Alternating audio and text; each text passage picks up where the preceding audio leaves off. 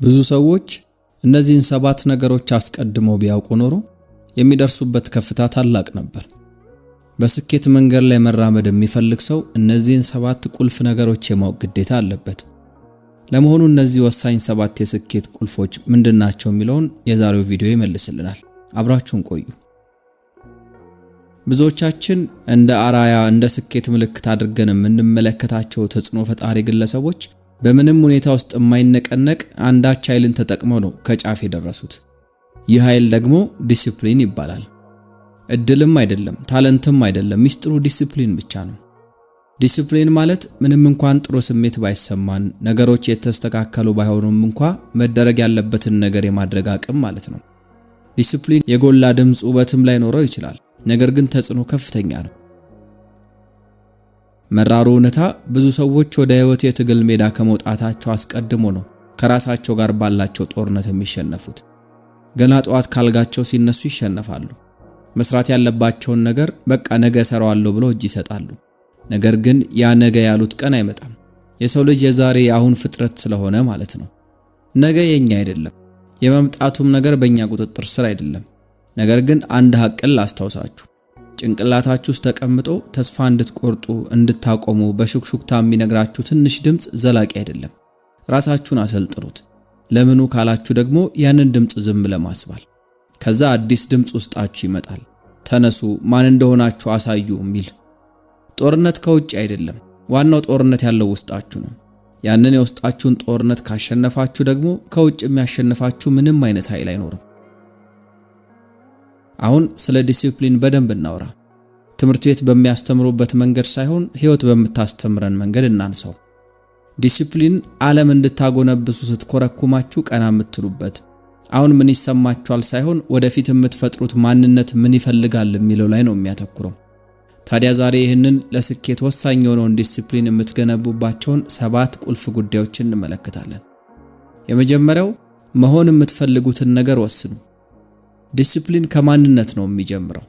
ማን እንደሆናችሁና ወደፊት ደግሞ ምን መሆን እንደምትፈልጉ በግልጽ መረዳት አለባችሁ። ወደፊት መሆን የምትፈልጉትን ነገር በቅጡ ሳትለዩ መጓዝ ከጀመራችሁ መጨረሻ ላይ የሆነ ሰው ፍላጎትን እየተከተላችሁ ራሳችሁን ታገኙታላችሁ። ስለዚህ የዲሲፕሊን ጉዞ የሚጀምረው መሆን የምትፈልጉትን ሰው ለይቶ በማወቅ ነው። ከዛ ደግሞ በየቀኑ የምታደርጓቸው እንቅስቃሴዎች ከዛ ማንነት ጋር የሚሄዱ ናቸው ወይ የሚለው ላይ እርግጠኛ መሆን ያስፈልጋል። ራሳችሁን ጠይቁት። ውሳኔዎቼ፣ እርምጃዎቼ መሆን እንደምፈልገው ነው በሉ። ስኬትን ዝም ብሎ በምናም መመኘት ብቻውን በቂ አይደለም። አሸናፊ ሰዎች በመጀመሪያ የምርም መሆን የሚፈልጉትን ነገር ለይተው ያስቀምጣሉ። ከዛ ለዛ ማንነት አስፈላጊ የሚሉትን ውሳኔና ተግባር በየቀኑ ይፈጽማሉ። ቢሆን ያሉትን እንደሆነ እያሰቡ ነው የሚኖሩት። የዲሲፕሊን ኃይል የሚገለጠው በየቀኑ በሚኖረን ምርጫ ነው። የፈለገ አስቸጋሪ ቢሆን፣ ስሜታችን ቢለዋወጥ፣ በምንም መልኩ የማይቀየር አቋም እርምጃችን ላይ ካለን ያ ነው ዲሲፕሊን ማለት። ዲሲፕሊን አሁን ካላችሁ ሁኔታ መሻገርና ይሄ እኔ መሆን የምፈልገው ደግሞም የሆነው ነው ማለት መቻል ነው። ልክ ይህንን ስትወስኑ ነው እውነተኛ ዲሲፕሊን በውስጣችሁ ማደግ የሚጀምረው። ሁለተኛው ነጥብ መደሰትን፣ መርካትን አዘግዩት። ስኬት በቶሎ የሚገኝ ነገር አይደለም፣ ደግሞ መገኘትም የለበትም። በቀላሉና በፍጥነት ከተገኘማ ሁሉም ሰው ይኖረው ነበር እኮ። ነገር ግን ታላቅነት እንደዛ አይደለም የሚሰራው። እምቢ ማለትን መማር አለባችሁ። መረበሽን፣ ትንንሽ ደስታዎችን፣ አቋራጮችን እምቢ በሉ። በተቃራኒው ደግሞ ነፃነትን፣ ሙሉነትና የመኖር ዓላማችሁን እሺ ብላችሁ መቀበል አለባችሁ። የምቾት ሰገነታችሁን ለቁርጠኝነት ሽጡለት። የፊልም ጊዜያችሁን ለትኩረት ለውጡት። ጊዜያዊ ከፍታን ለዘላቂው አሸናፊነት ሸልሙት። ምክንያቱም እያንዳንዱ ዛሬ የምትከፍሉት መስዋዕትነት ቀስ በቀስ ጡቡን እየደረደረ የነገ ስኬታችሁን ስለሚገነባው ማለት ነው። የዛሬ ትክክለኛ ምርጫችሁ ነገ ሰዎች የሚያደንቁት እንደ አራያ የሚወስዱት ስኬትን ስለሚሰጣችሁ ነው። የሥራ ሱስ አለባችሁ፣ ዝም ብላችሁ ነው የምትለፉት ሊሏችሁ ይችላል። ነገር ግን እነዛ ሰዎች በልባችሁ የተሸከማችሁትን ራዕይ ለመድረስ ያስቀመጣችሁትን ከፍታ መመልከት አይችሉም። ዲሲፕሊን ማለት ማንነኝ የሚለውን ማን ሆናለሁ ለሚለው ማስገዛት ነው። እዚህ ጋር ያለው እውነታ የነገው ስኬታማ ማንነታችሁ አሁን ቁጭ ብሎ እየተመለከታችሁ ነው። ታዲያ ጥያቄው ይህ የነገ ማንነታችሁ ነገ ለሰራችሁት ስራ ያመሰግናችኋል ወይ የሚል ነው። ሶስተኛው ነጥብ ደግሞ ጨከን ብላችሁ መረበሽን አስወግዱት። ሕይወታችሁ በጩኸቶችና በረብሻዎች የተከበበ ከሆነ በፍጹም ትኩረት ማድረግ አትችሉም። ረብሻና ጩኸት ብዙ ቦታ አለ። ሶሻል ሚዲያ ላይ ስታፈጡ የምታዩት ነገር፣ እናንተ ላይ ምንም ነገርን የማይጨምሩ ኮተቶች፣ የማያባራ ራስን ማነጻጸር፣ የሰበብ መዓት ምኑ ቅጡ። ሶሻል ሚዲያ በቀን ለ24 ሰዓት በሳምንት ለ7 ቀናት የእናንተን ትኩረት ይፈልጋል። ታዲያ ጠንቃቃ ካልሆናችሁ ሙሉ ጊዜያችሁን ነው የሚቀማችሁ። እዚህ ጋር ማሰብ ያለብን እውነታ ጊዜ እጅግ ውድ የሆነ ንብረታችሁ ነው። እናም የሆነ የማይረባ ነገር ላይ ካሳለፋችሁት መቼም ቢሆን መልሳችሁ ማግኘት አትችሉም። እያንዳንዱ በተራ ነገር ያሳለፋችሁት ደቂቃ ራሳችሁን በማስተማር በማደግና በመልካም ነገሮች ልታሳልፉት የሚገባ ጊዜ ነበር። ስለዚህ የሚረብሻችሁን ነገር ቆርጣችሁ ጣሉት። ጩኸቱን ዝም አስብሉት። በህልማችሁ በግባችሁ ስር ተደበቁ። ሕይወታችሁ በዛ ነገር ላይ ጥገኛ እንደሆነ ለራሳችሁ ንገሩት። አሸናፊዎች ሁሉም ቦታ የሚሆኑበት ጊዜ የላቸውም፣ ወይም ደግሞ ሁሉን ነገር ለማወቅም አይጋጋጡም። የራሳቸውን ዓለም ቀስ እያሉ በመገንባት ተጠምዷል። እያንዳንዱን ቀን ልክ አንበሳ ግዛቱን እንደሚጠብቀው ትኩረታቸውን በመጠበቅ ያሳልፉታል። ያንን ነው እናንተም ማድረግ ያለባችሁ። ነገሮችን በንቃት ተከታተሉ። የሚያግበሰብስ ሳይሆን የሚመርጥ ሰው ሁኑ። ከሁሉም በላይ ደግሞ በራሳችሁ ዓለም ውስጥ ቆልፉና ተደበቁ። አራተኛው ጉዳይ ራሳችሁን ተጠያቂ አድርጉ። የሆነ ሰው መጥቶ እስኪያድናችሁ አትጠብቁ። ማንም ሊያድናችሁ አይመጣም። የትኛውም አሰልጣኝ፣ የትኛውም መምህር፣ የትኛውም አነቃቂ መጥቶ ካላችሁበት ማጥ ውስጥ አያወጣችሁ። የራሳችሁ ዓለም መሪ፣ የራሳችሁ ስራ አስኪያጅ ራሳችሁ ብቻ ናችሁ። ታዲያ መርሳት የሌለባችሁ ነገር እቅድ አውጪው፣ ፈጻሚው፣ ሹፌሩ፣ ሁሉ ነገር ራሳችሁ ናችሁ። እርግጥ ነው አንዳንድ ቀናት ድካም የሚያዝላችሁ፣ መነሳሳት የሚጠፋባችሁ፣ ነገሮች ስሜት የማይሰጧችሁ ቀናት ይመጣሉ። ታዲያ በእነዛ ጊዜያትም ቢሆን ስራችሁ ላይ መገኘት፣ ማድረግ የሚገባችሁን ነገር ማድረግ የግድ ነው። ይህን የምታደርጉት የሆነ ሰው እንድታደርጉ ስለነገራችሁ ሳይሆን ነጋችሁ እሱ ላይ ስለተመሰረተ ነው። ማንም ሊገፋፋችሁ አይመጣም። ሊያስታውሷችሁም ሆነ ሊያነቃችሁ የሚመጣ ማንም የለም። ያ ሁሉ የእናንተ ስራ ነው። ዲሲፕሊን መንገዳችሁ ላይ ለምትወስኑትና ለምታደርጉት ነገር ምህረት የለሽ ባለቤት እንድትሆኑ ያደርጋችኋል። በወድቅ እንኳን እነሳለሁ፣ ማንም ባያጨበጭብልኝም መራመዴን እቀጥላለሁ፣ ትላንቴን በፍጹም አላማረርም፣ ሰበብ አልደረድርም የምትሉበት አቅምን ይሰጣችኋል። ይሄ የእናንተ ኃላፊነትና የእናንተ ሩጫ ብቻ ነው። ስለዚህ ተነሱና የግላችሁ አድርጉት። አምስተኛው ነጥብ ደግሞ በትንሹ ጀምሩ፣ ነገር ግን በፍጹም እንዳታቋርጡ። ሞቲቬሽንን እንዳትጠብቁ። ይኸውላችሁ ሞቲቬሽን ለቀናት የሚመጣ እንግዳ ሲሆን፣ ዲሲፕሊን ደግሞ አብሮን የሚከርም ወዳጅ ነው። ሞቲቬሽን ሲያሻው መጥቶ ሊሄድ ይችላል። ዲሲፕሊን ግን መሰረታችሁ ሆኖ ይቀጥላል። ሞቲቬሽን ከጠበቃችሁ ዘላለማችሁን ጠባቂ ሆናችሁ ነው የምትቀጥሉት። ዲሲፕሊን ነው በአስቸጋሪ ጊዜያትም ውስጥ ቢሆን የሚያሻግራችሁ።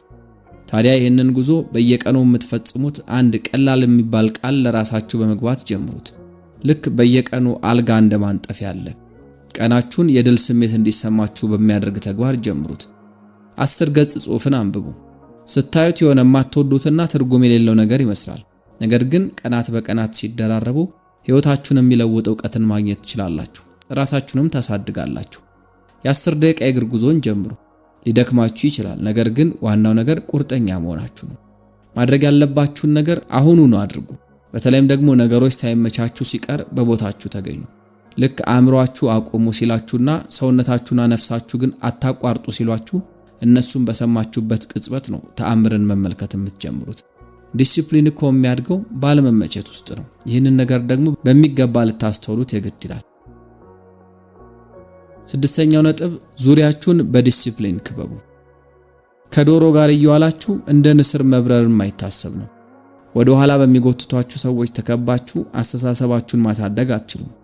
ለውጥ የተራቡ ሰዎች ብቻ አካባቢያችሁ ላይ እንዲገኙ ፍቀዱላቸው። ገንዘብና ዝናን ሳይሆን እድገትን፣ ጥበብን፣ ዓላማን የተራቡትን አስጠጉ።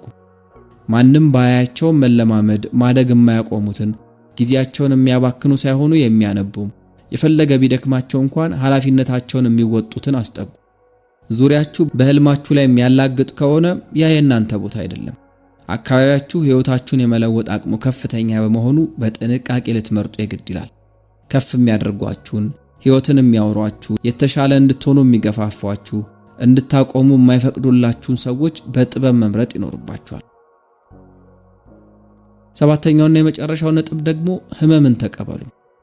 ዲሲፕሊን ማሸብረቅ የበዛበትና የደመቀ ነገር አይደለም።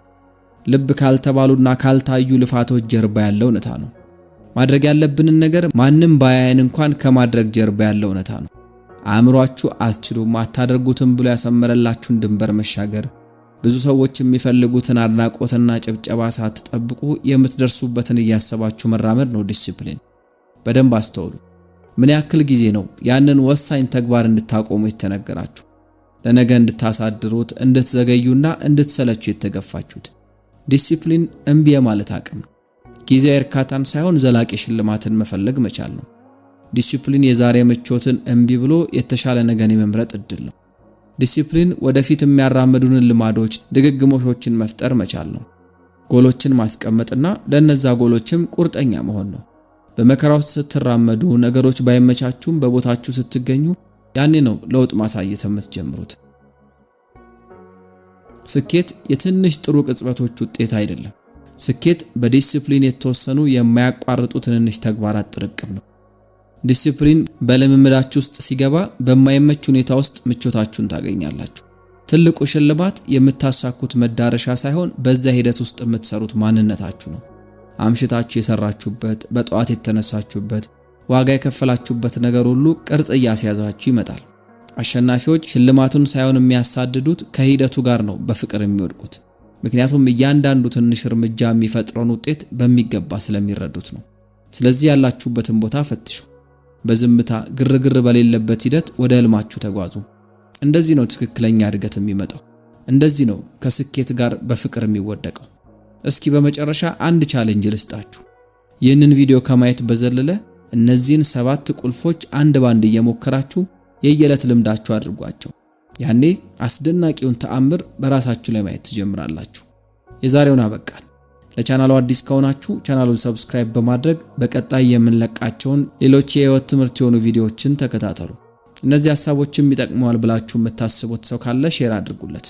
በጋራ የተሻለ ቦታ መድረስ እንችላለን። እናመሰግናለን።